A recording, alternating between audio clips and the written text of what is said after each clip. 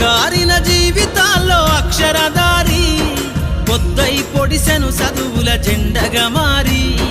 ఈ దేశపు మొదటి పంతులమ్మగా చేరి మన జీవితాల్లో నింపిందో వెలుగుల దారి మరువద్దుర సమాజమా మహనీయులను